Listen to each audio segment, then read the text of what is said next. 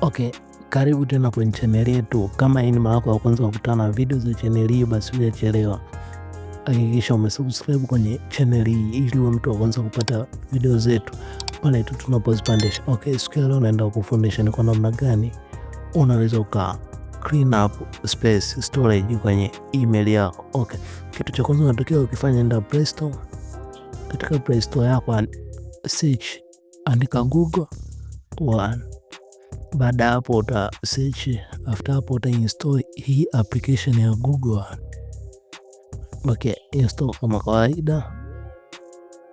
Nenda kwenye email yako ambayo unataka kufanya clean up. Unaona kama hapa wameandika you stop getting email on tarehe 6 Oktoba. Yani hapo ni mara yangu ya mwisho kupokea email kwenye hii Gmail yangu. Okay, turudi kwenye Google, utaenda open. Baada ya hapo utachagua email ambayo wewe unataka ku clean up. Kama ni mtu ambaye unatumia email nyingi, after hapo uta continue. Baada ya hapo uta get start. Baada ya hapo utaandikiwa update. Okay, utashuka chini kama hivi. Okay, utakuta hapa sehemu ya clean up, utagusa hiyo sehemu. Baada hapo utakuta clean up suggested item. Kwa hivi ni vipengele ambavyo wamevi suggest ambavyo vimejaza Gmail yako, ambao kuna large photo and video, kuna large drive file.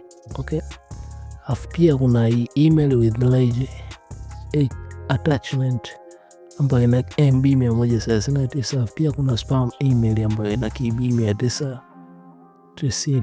Okay, kwa kwanza unaweza ukaanza hata na hizi large file. Okay, kwa sababu ndo nyingi, utaklik hapo. Baada ya hapo, ili kufuta vitu vilivyopo hapo, utakuwa una select moja moja kama hivyo.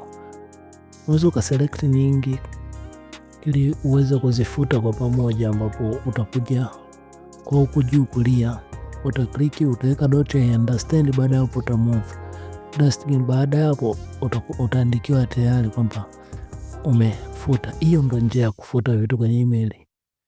Okay, kama umeweza kufika mpaka hapa, hakikisha basi umesubscribe kwenye channel hii ili tutakapotoa mafunzo mengine wewe mtu wa kwanza kuyapata. Bye bye, tukutane katika video nyingine.